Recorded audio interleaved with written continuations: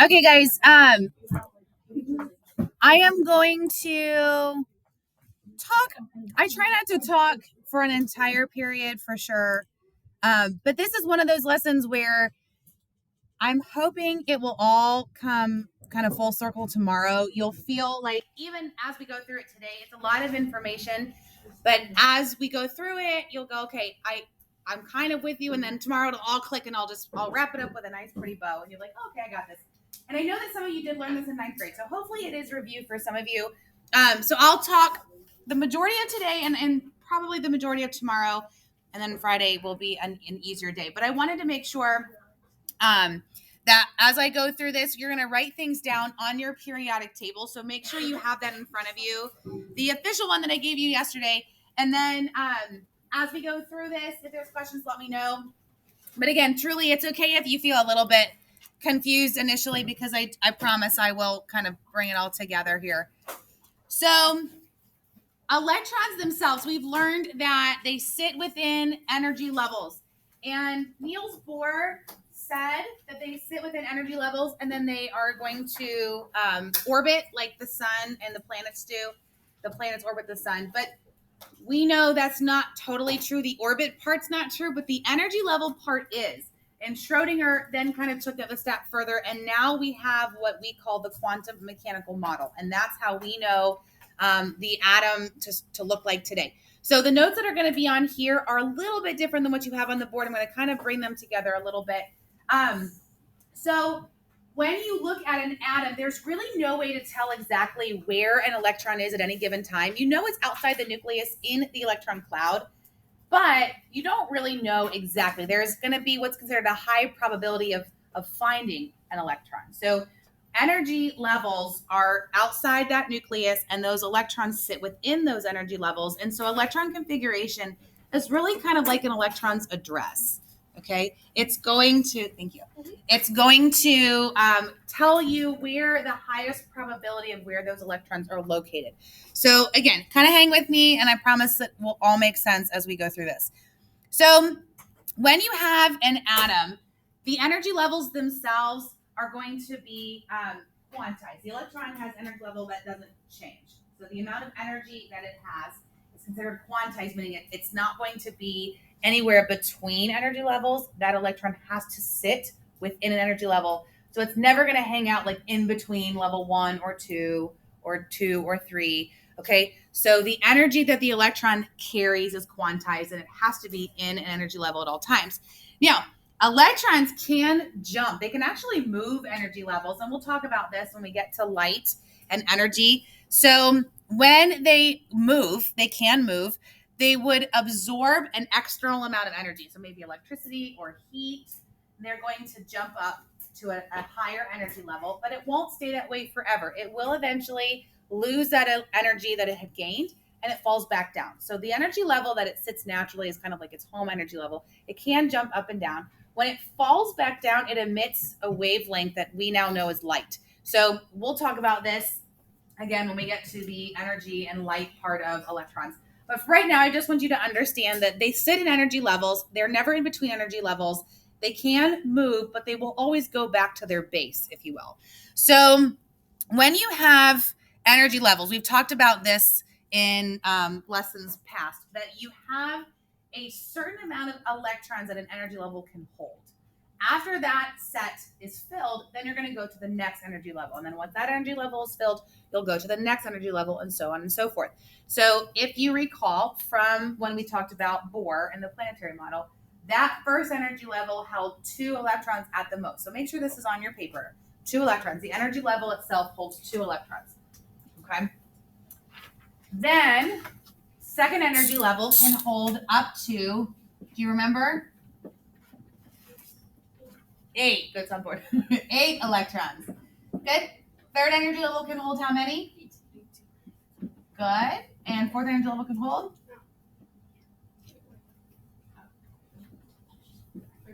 32, yeah. So make sure you have this on your notes. Each of these energy levels can hold a max of these number of electrons. Okay? And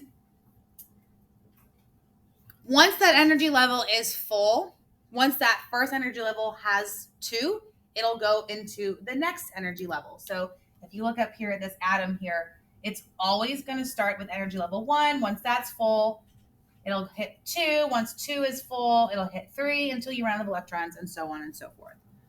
Okay, so just know that the energy level itself has a set number that it can hold, and once it's filled, it will go into the next energy level, always starting at number 1. Number 1 is the first energy level that's always going to be filled. Okay, and then sitting within these energy levels are something called sublevels. So sublevels are kind of a more specific spot within an energy level. So for example, I'm going to assume that most of you sleep in your room, in your bed. Would I be true in that assumption? Yep. Most time? Okay. So think of your energy level as like your house. You're in your house every night. But more specifically, you're in your bedroom, which is kind of how the electrons are rolling. So you have an energy level, but more specifically, they're within a sublevel. Okay? And these sublevels, just like energy levels, can also only hold a set number of electrons. So S can hold a maximum of 2 electrons. Okay, S can hold 2. P can hold 6 electrons. D can hold 10 electrons. And F can hold 14 electrons.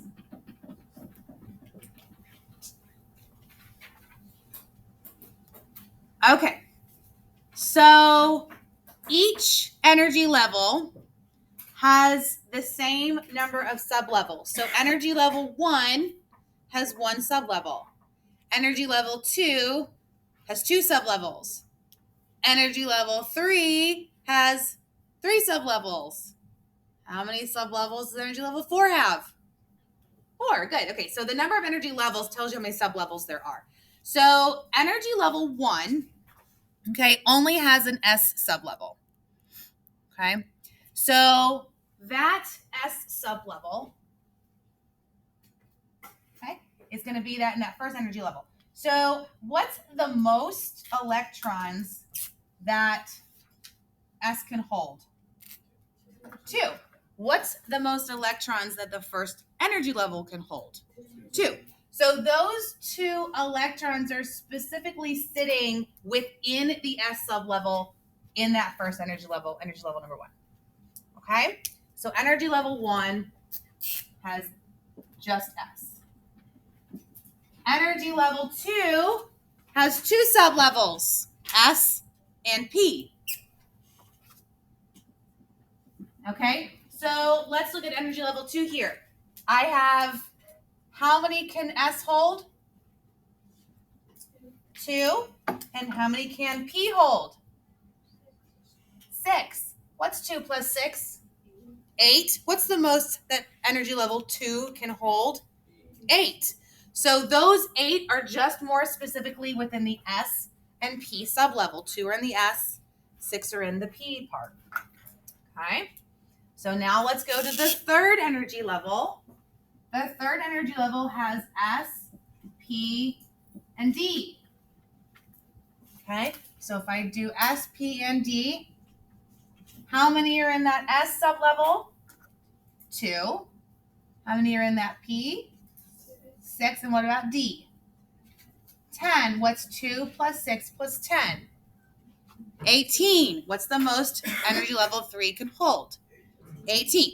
So I'm not changing the amount that that energy level can hold. I'm just being more specific in that energy level where those electrons are located in their sublevels. And then lastly, the fourth, there's more than 4 energy levels, but we're not going to go beyond that today. So that last energy level, S, P, D, and F, okay, all 4 are there. S holds 2, P holds 6, D10, and F14. If you were to add up those numbers, what would you get? 32. Okay, so that's the most that F can hold, or I'm sorry, that the 4th energy level can hold, and they're within those sublevels. So you see what I'm saying is that the energy level is kind of the most broad, and then more specifically, they're in sublevels. So in your house, in your bedroom, okay? In their energy level, in their sublevel. So I'm going to have you guys label some things on your periodic table. So make sure that's in front of you.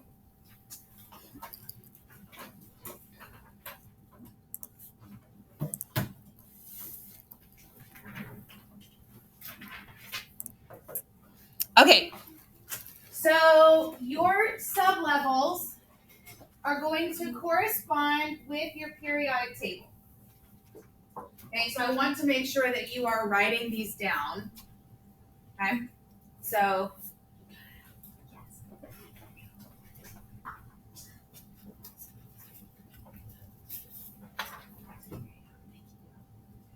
I want you to somehow, you can highlight, you can label, whatever you want to do, but these first two groups, so group 1 and 2, and only helium, just helium.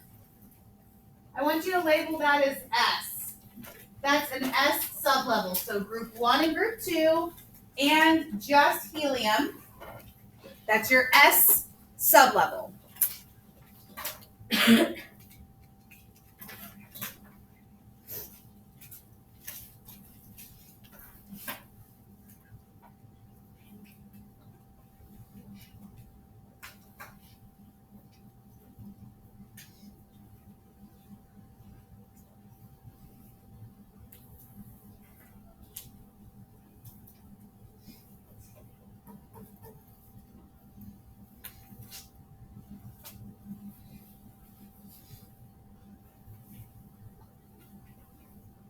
All right, the boron group, so boron, either group 3 or group 13, okay? Boron all the way over to neon and down. That whole section, groups 13 to 18, not counting helium. That's your P sublevel.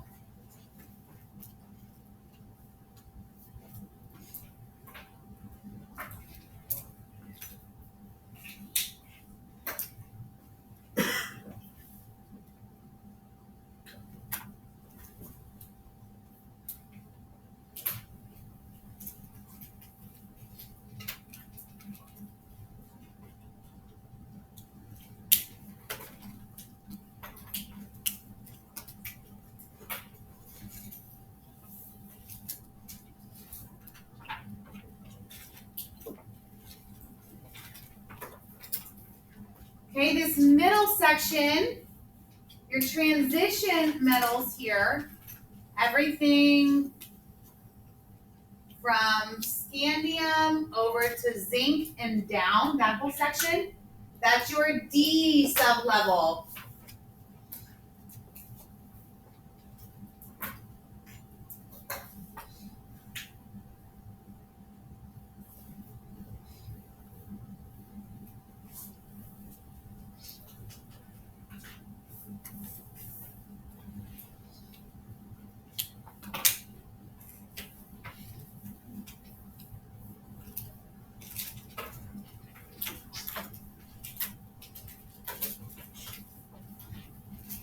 I also want you to label, so it depends on the manufacturer of the periodic table. Some periodic table manufacturers, lanthanum and actinium, sometimes they're pulled down at the bottom, which is how yours is that I gave you. But technically speaking, they're actually part of the D sublevel. So lanthanum and actinium down here, numbers 57 and 89. Those technically are also D.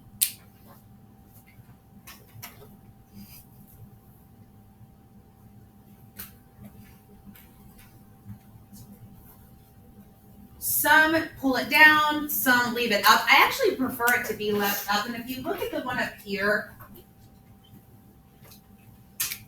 this one is probably how I prefer it to be, because lanthanum and actinium are left up here as the D.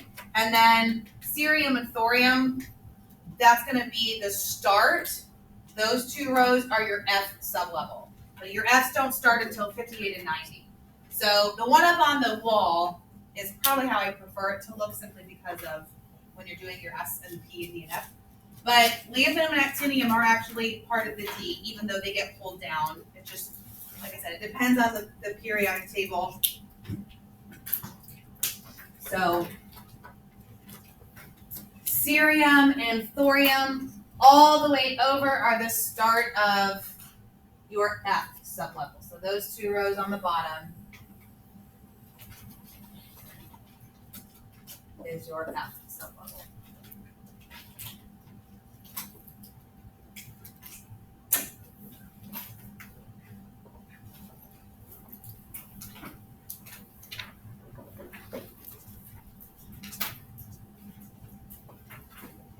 I also want you to number your rows or your periods.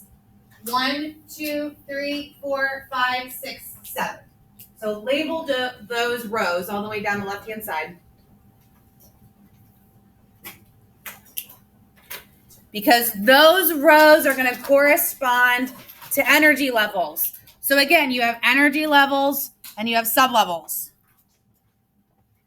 So when you label your rows, okay, that means that row 1 is energy level 1. And row 2 is energy level 2. And row 3 is energy level 3, and so on and so forth. Okay, because what you're going to do is you're going to use this to give an electron configuration. Okay, so there is one principle I want you to write down on your paper. I don't think it's on your notes. I want you to write down the off-bow principle, AUFBAU, off-bow principle. Just jot this off to the side. Your electrons always fill your lower energy levels first. So as you move out from that nucleus, those energy levels increase in energy. So energy level 1 has the lowest amount of energy. Energy level 2 has a little bit more than 1. Energy level 3 has even more than 1 and 2. So as you go out from those energy levels, you're going to have more energy there. So Aufbau is a German word meaning to build, okay, to build up. So you're going to see that electrons will always fill energy level 1 first. Once it has filled energy level 1, it'll go into energy level 2, and so on and so forth. And that's the same with your sublevels, okay? Your sublevels, your S is going to have the lowest energy. So your S will get filled before the P. And the P will get filled before the D. Okay, and there's an exception to that I will talk about in a minute. You'll learn in chemistry that literally everything I teach you, there's going to be an exception because nothing follows by all the rules. So there will always be some exception at some point. Okay, so off-bow principle means to build up.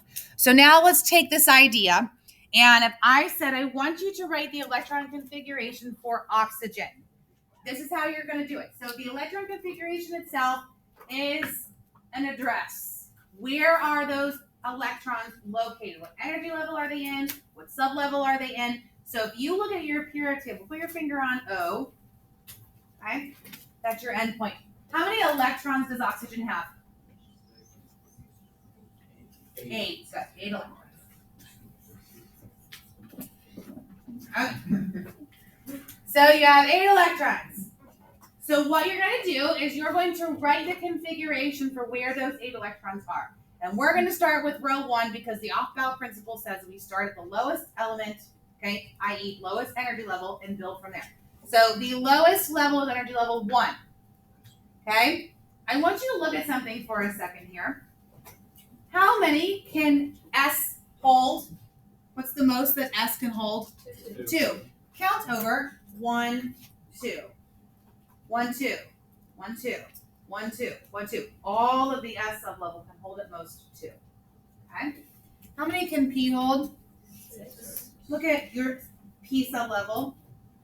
1, 2, 3, 4, 5, 6. Okay? That's the most it can hold. How many can D hold?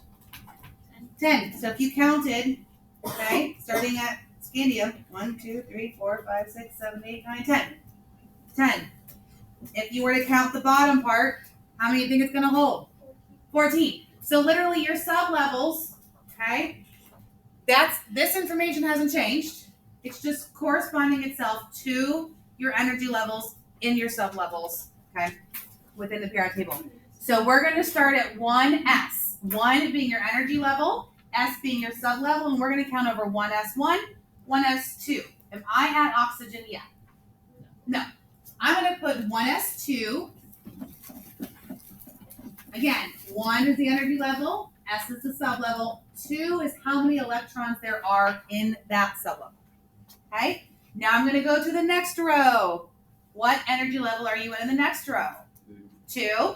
What's that first sublevel that you hit? S. So here's 2s1, 2s2. I'm at beryllium. Am I at oxygen yet? Nope. So I'm going to write 2s2. 2 is the energy level. S is the sublevel. 2 is the number of electrons that are in there.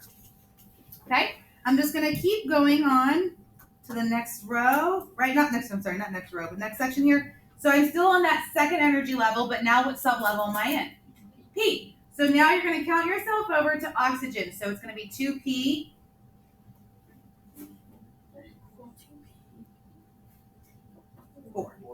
2p4. 1, 2, 3, 4. 2p4. 2 is my energy level. P is the sublevel. 4 is how many electrons are in that sublevel. What's 2 plus 2? 4 plus 4 is 8. How many electrons does oxygen have? I just told you where they're at. Okay? So they sit within energy levels, more specifically within sublevels. And if you do this right, every time you count these superscripts, they should add to give you this number, because that's how many electrons that you have, and you're just telling me where they're placed. Okay? Let's do it again. Let's do sodium. Okay, let's do sodium. So how many electrons does sodium have? 11. Good job. All right, so it's got 11 electrons, right? So let's figure out where those electrons sit. Where are we going to start every single time? 1s. Yep, 1s. Every single one will start with 1s2, unless you're doing what element? Hydrogen, and then it would be what? 1s1. Yep, okay. So 1s2. I'm not at sodium. So I'm just going to keep following the row. What comes after 1s2? 2s2. Good. Where does 2s2 put me? Beryllium. Beryllium. Yeah, beryllium. Good. What about after 2s2? I'm going to go all the way across. I'm still in 2, but what sublevel am I in now? P. And how many am I going to go over? 6. 2p6. Okay? And then what comes after 2p? 3s. Now, do I go all the way over 3s2? No, why not? Yeah, because that's at magnesium. I stop whatever element I'm in. 11 electrons is the most that I have. So just because 3s can hold 2 doesn't mean it's going to. I'm going to stop at 3s1 because that's where sodium is. Okay? What's 2 plus 2? Plus 6 plus 1? 11. Right? So I know that this looks a little intimidating initially. I find this really soothing. Satisfying. You just kind of get in a rhythm and you're just writing 1s, 2s, 2p. It's really kind of fun. So I'm going to throw you a slight curveball, okay? Because nothing in chemistry is as it seems. So I want you to look at your periodic table for a second. Hang with me. I'm almost done. So we have 1s. What comes after 1s? What comes after 1s? 2s. Okay, what comes after 2s? 2p. 2p. What comes after 2p? 3s. What comes after 3s? 3p. How many sublevels does energy level 3 have? So how many sublevels does it have? 3. So I should see 3s and 3p. What logically sounds like it should be next? If I've got 3s and 3p, what should come next? 3D. 3D, right? 3S, 3P. But if you look, 3P is argon. If I come down, I'm not in the D sublevel yet, am I? I'm in the what sublevel? S. I'm at 4S. Here's the deal. So, energy level. Hang on.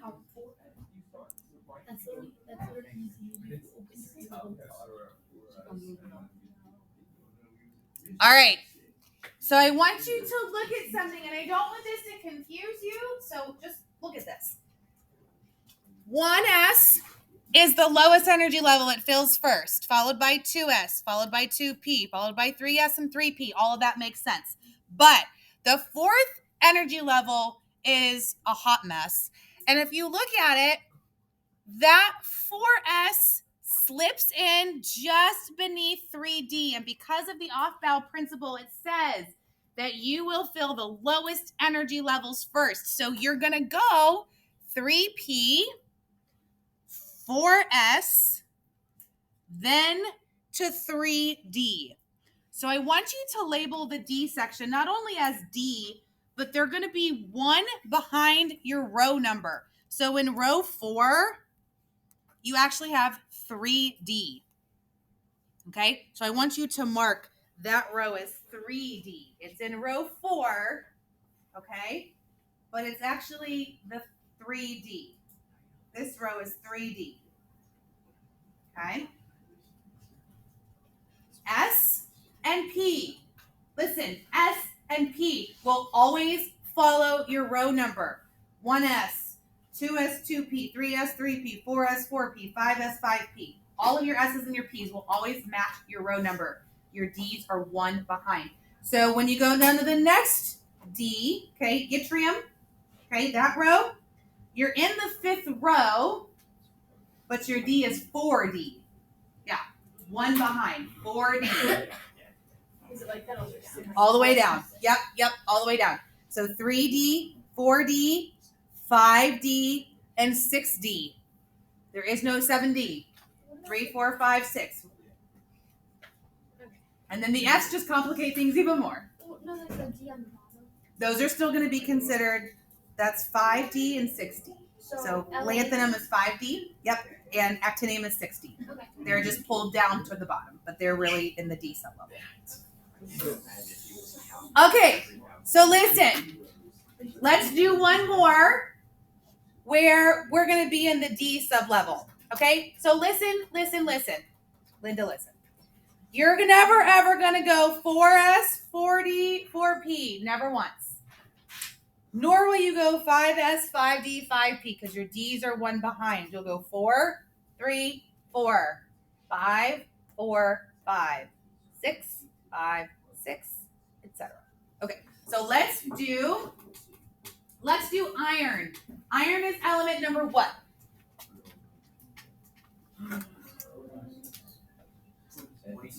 26. So how many electrons does it have? 26. Okay. So let's write this down. Okay. We're still going to start at 1S just like we have been doing. And we're going to start with 1S what? 2.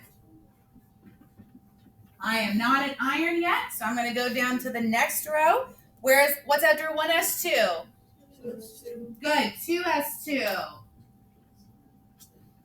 I'm not yet at iron. I'm going to keep going across that same row. What comes next?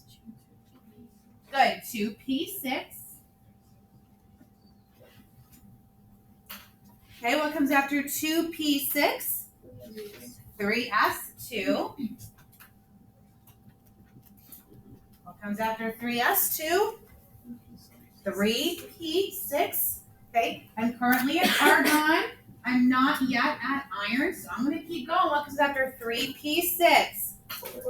4S2. And what comes after 4S? 3D. You guys are rock stars. And you're going to go 1, 2, 3, 4, 5, 6. 3D6. If you add up 2 plus 2 plus 6, 10, 18, 20, 26. There's your 26 electrons sitting in their energy levels, more specifically in their sublevels. How are you guys doing right now? Does this make sense right now? Yes. Do you remember doing this in 9th grade? Yeah, but it's easier. Well, it's because you're older and you're wiser. So we're gonna do more tomorrow. Tomorrow I'm gonna talk about your F's. Your F sublevel, also kind of a hot mess. It's not gonna follow the rules.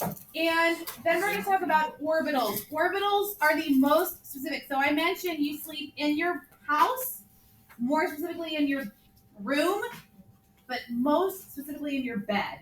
And the electrons are the same. They're gonna sit more specifically in the energy level, then to the sublevel, but most specifically what's called an orbital. So I'll talk about that tomorrow. And again, I don't like to talk the full period, especially 2 days in a row with electron configuration. It's just the easiest way to do that. You guys did great today. Good job.